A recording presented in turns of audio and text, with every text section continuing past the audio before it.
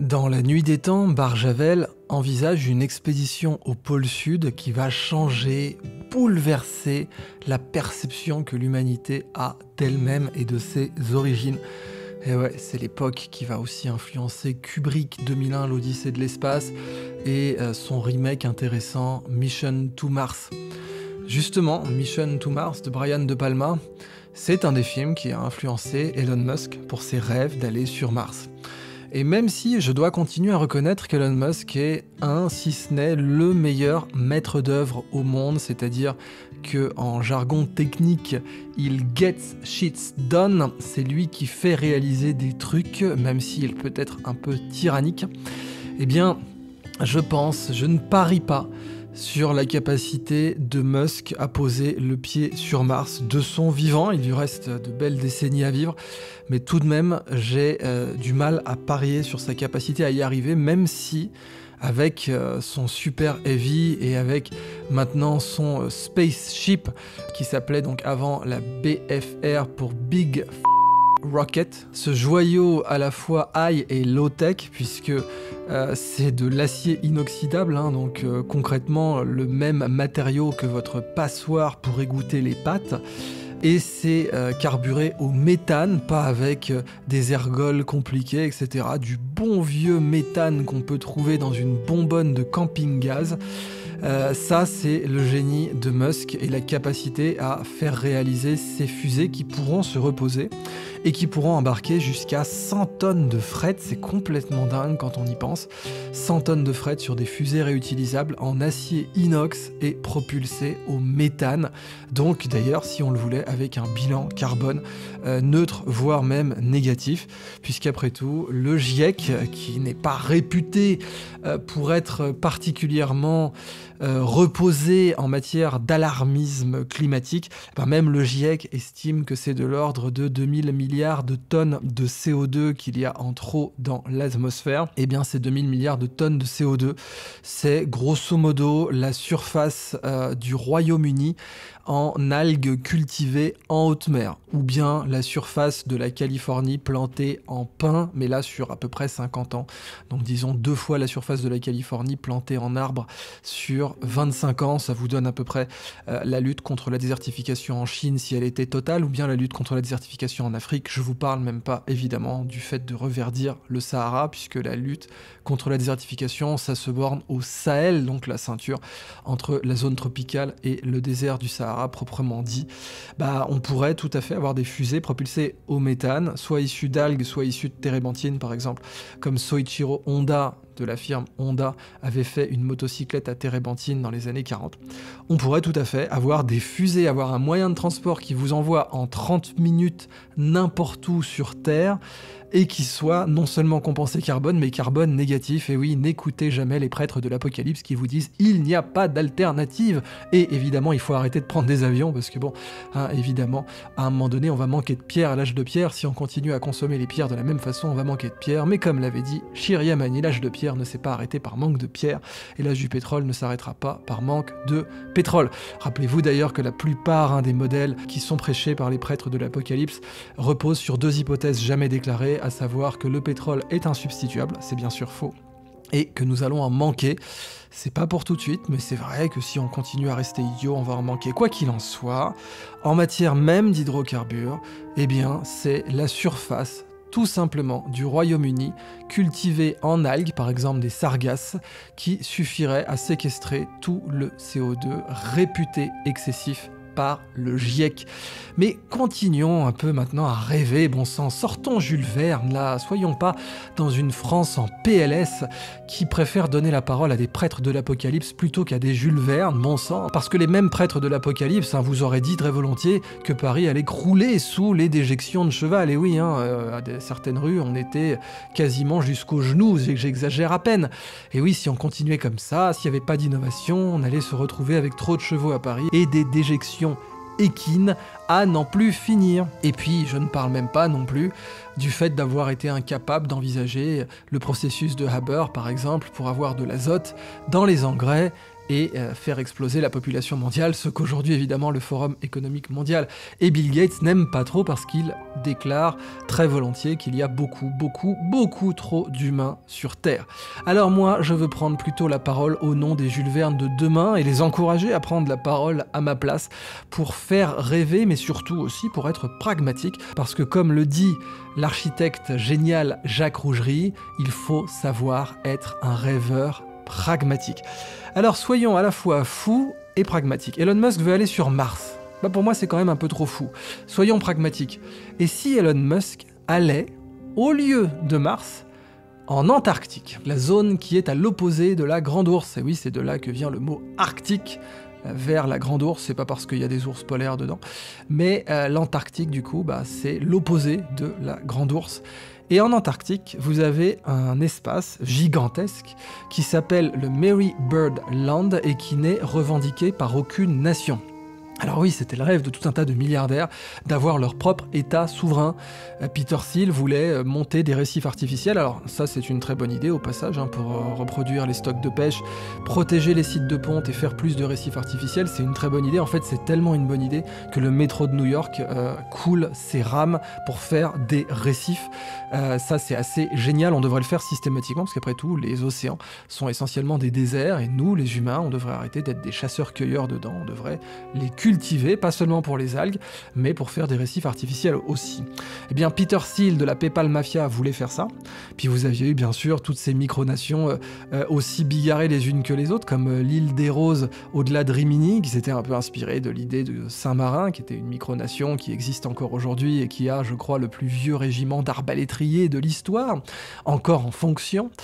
Eh bien, ah oui, ça vous donne l'idée d'un mec qui, dans Civilisation, a oublié d'upgrader ses arbalétriers quand il est rentré dans l'âge de l'information. Eh bien, des micronations, il y en a eu plein de projets, notamment au large des côtes anglaises, et puis des projets plus ou moins farfelus. Mais là, ça serait pas une micronation, vu la taille du bousin, ce serait Mary Bird Land, avec évidemment l'objectif d'en faire un terrain de test pour les technologies aérospatiales d'Elon Musk. Et ben oui, parce que aller sur Mars, c'est bien mignon, mais là, il vous faut plusieurs minutes, ne serait-ce que pour récupérer un signal de communication. Vous ne pouvez pas chatter en temps réel, par exemple. Vous pouvez le faire avec la Lune, vous aurez quelques secondes de latence, mais avec Mars, c'est plutôt quelques minutes. Donc ça va poser certains problèmes. Sans parler, bien sûr, du fait que vous avez des fenêtres de tir, même avec la Big Rocket, qui sont très limitées. Eh ben, Musk a clairement déclaré qu'il pourrait et qu'il voulait faire du voyage civil en fusée, et comme je vous l'ai dit, n'écoutez pas les prêtres de l'apocalypse, on peut compenser sa carbone, mais haut la main si on est juste un tout petit peu intelligent. Et encore une fois, Musk utilise du méthane qu'on peut extraire des sargasses avec une très grande simplicité, et un peu partout dans le monde. Eh bien, imaginez qu'il utilise sa BFR pour aller en Antarctique. Ça paraît fou, mais si vous y réfléchissez bien, c'est beaucoup moins fou que d'aller sur Mars en fait. Et c'est beaucoup moins difficile. D'abord parce que les conditions de réentrée sont pas aussi violentes que sur Mars. Alors Mars a une toute petite atmosphère, c'est vrai, donc la réentrée n'est pas très brûlante comme sur Terre, mais bon, tout de même, le voyage est beaucoup plus court, vous pouvez avoir de la communication radio, en cas de pépin, vous pouvez bien entendu envoyer une équipe qui partira du port d'Ushuaia, qui est le port le plus proche et qui est à autour d'une dizaine de jours, même dans des mauvaises conditions, plutôt une semaine de navigation du meilleur endroit pour débarquer à Mary Bird Land. Certes, ça sera pas une partie de plaisir, les températures peuvent tomber à moins 80 degrés, vous avez la couche de glace, vous avez des tempêtes énormes, comme il y a des tempêtes énormes sur Mars d'ailleurs, mais imaginez, à la Jules Verne, à la Barjavel, vous prenez le spaceship et vous décidez d'ouvrir une colonie sur le Mary Bird Land.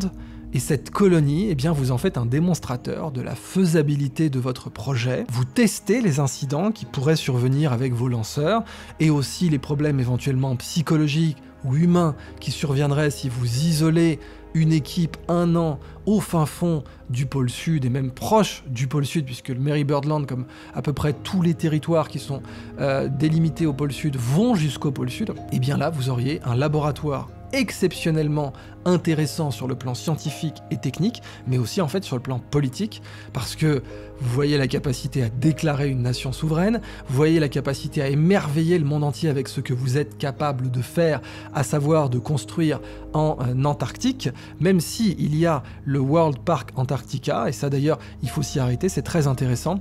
Le pôle Nord aujourd'hui fond, hélas, et la Chine, il le voit d'un très bon œil puisqu'elle se considère comme une puissance proche arctique, c'est le terme consacré, parce qu'évidemment avec le passage au pôle Nord, elle pourrait réduire de plusieurs dizaines de jours ses débouchés commerciaux vers son premier marché, à savoir l'Europe, ou même son deuxième marché, l'Amérique du Nord, notamment sur la façade est des États-Unis. Et donc la Chine est très contente de voir les glaces fondre au pôle Nord, mais les Russes aussi se considèrent comme les premiers tenants de cet océan, c'est normal, c'est eux qui ont la plus grande façade sur cet océan, et ils sont évidemment en confrontation, exactement comme pendant les guerres puniques avec Rome et Carthage. Rome c'est les États-Unis et le Canada, et Carthage c'est la Russie, mais les Russes aujourd'hui ont la plus grosse flotte de brise-glace au monde spécifiquement pour patrouiller cette zone, et d'ailleurs ils ont planté un drapeau en titane à la verticale du pôle Nord pour le revendiquer, parce que selon le traité de Montego Bay, l'UNCLOS, eh bien l'extension de votre plateau continental doit vous permettre de revendiquer un terrain au-delà des 12 000 nautiques consacrés par les conventions. Donc on a déjà ces contraintes-là, mais le World Park Antarctica sanctuarise les ressources d'Antarctique, interdit l'exploitation minière de l'Antarctique. Il a été d'ailleurs décisivement signé grâce à Michel Rocard qui cherchait à faire oublier les grosses conneries des services français avec le Rainbow Warrior, qui a quand même été le premier attentat terroriste jamais causé sur le sol néo-zélandais. Encore aujourd'hui, la première fois qu'un attentat terroriste a eu lieu sur le sol néo-zélandais, avant les attentats de Christchurch qui ont certes été beaucoup plus dévastateurs, eh bien c'était un pays allié pour lequel la Nouvelle-Zélande avait combattu d'ailleurs, puisque des Néo-Zélandais sont morts les armes à la main pendant le débarquement de Normandie. Pour essayer de faire oublier ça, Rocard avait ouvert le marché de l'agneau en France, et les agriculteurs l'ont payé cash, et avait, et ça c'est beaucoup mieux, sanctuarisé les ressources en Antarctique, où il y a des diamants, où il y a du charbon, où il y a du pétrole, où il y a tout un tas de matières premières, et ça c'est une excellente chose. Mais Elon Musk pourrait être intéressé à creuser l'Antarctique dans le Mary Birdland, mais pas pour choper des matières premières, plutôt pour choper de la chaleur. Et c'est là que c'est intéressant aussi, et c'est là que ça nous ramène à Barjavel. Attraper de la chaleur, oui, la géothermie. Vous avez le gradient géothermique qui détermine combien de degrés vous gagnez quand vous creusez 1 km. Ça peut aller à peu près de 10 à 50 degrés de mémoire. Et en Antarctique, évidemment, comme vous avez une énorme couche de glace et que le continent est affaissé par le poids de cette couche de glace, eh bien le gradient géothermique est bien plus spécial. Mais si vous prenez par exemple le puits super profond de Kola, qui encore aujourd'hui détient le record de profondeur officielle, je dis officiel parce qu'on ne sait pas si les Américains n'ont pas testé d'autres trucs, notamment pour des tests nucléaires, mais le super profond de Kola, je crois que c'est 12 km, et il y fait déjà plusieurs centaines de degrés.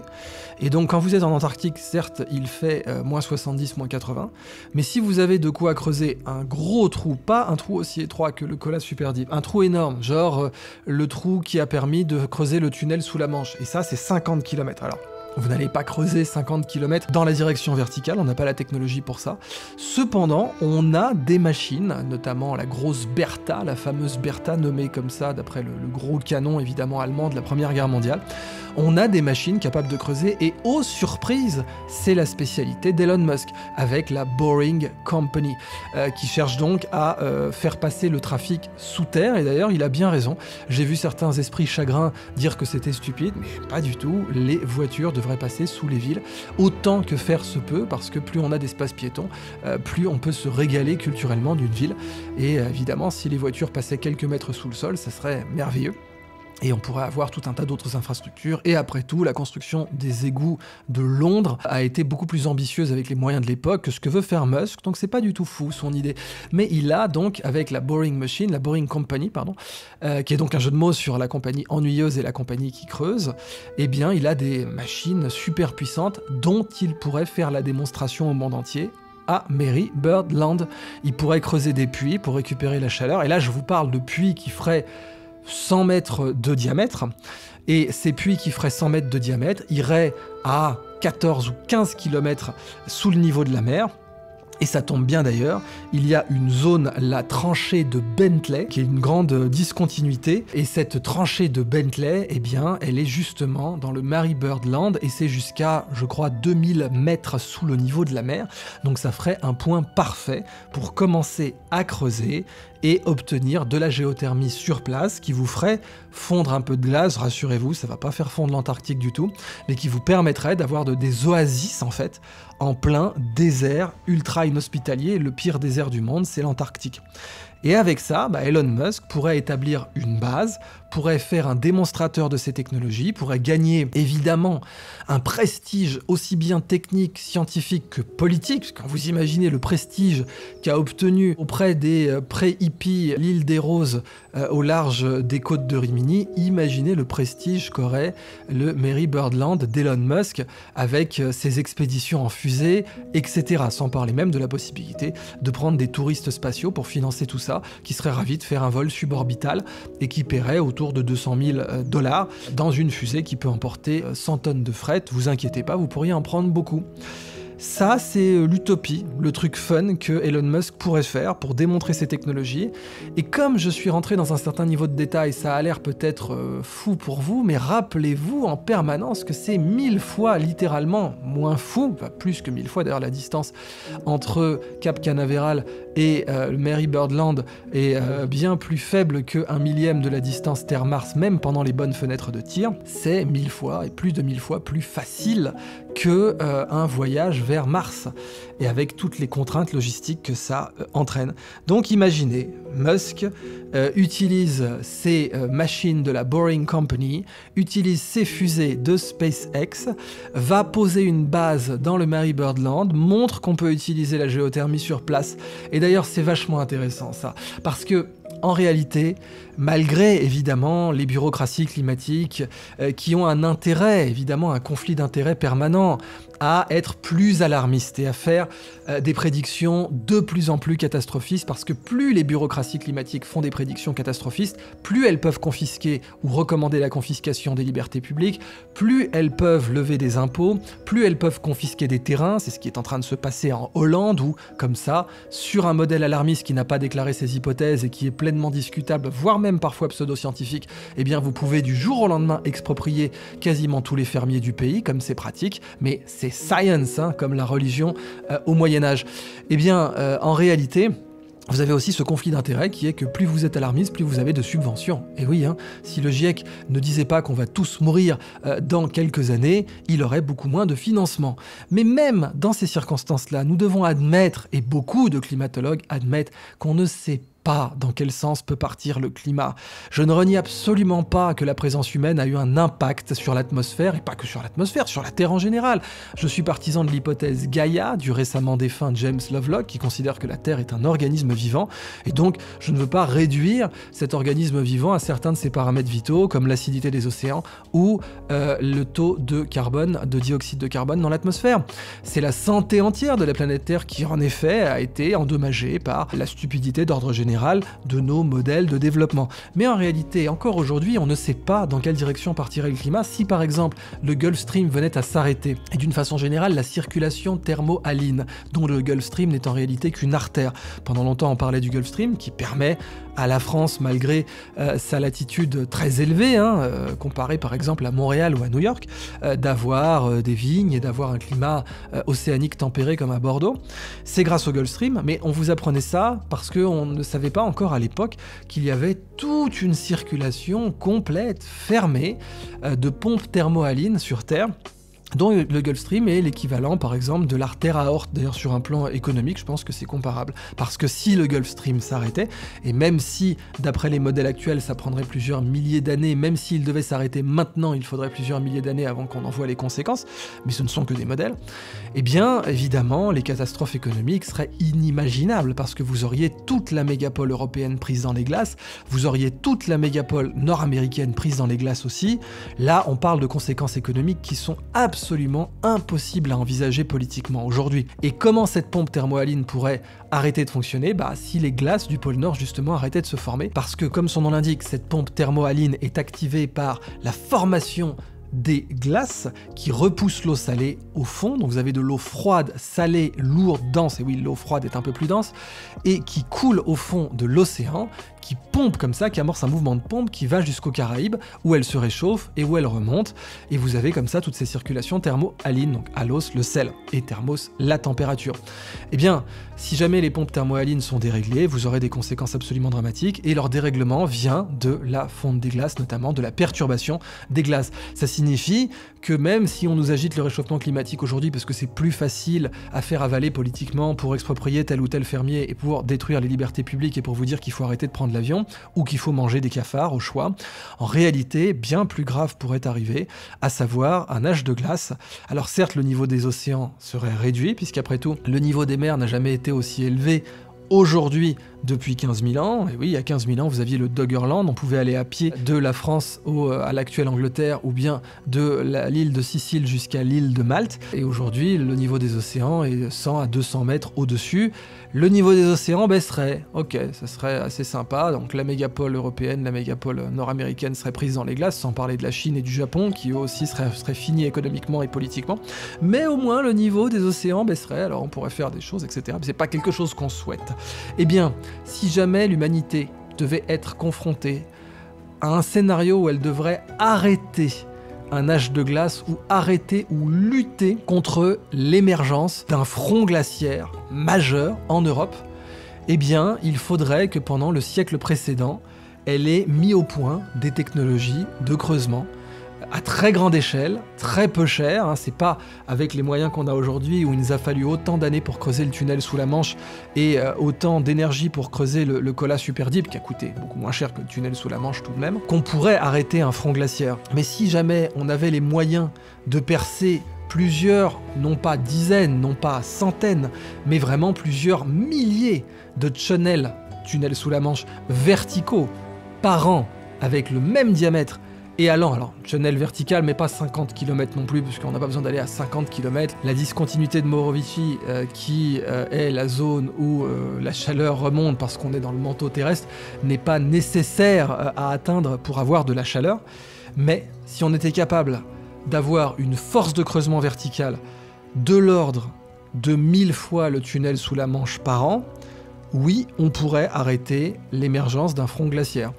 Donc, les technologies que Musk mettrait au point en créant son utopie dans le Mary Bird Land, non seulement seraient exceptionnelles scientifiquement, technologiquement, politiquement, culturellement, et même en réalité pour l'avenir de l'humanité dans son ensemble, mais permettraient aussi de déverrouiller certaines technologies d'ordre civilisationnel qui nous permettraient de faire face à des menaces gravissimes contre l'humanité, comme par exemple l'émergence d'une nouvelle ère glaciaire.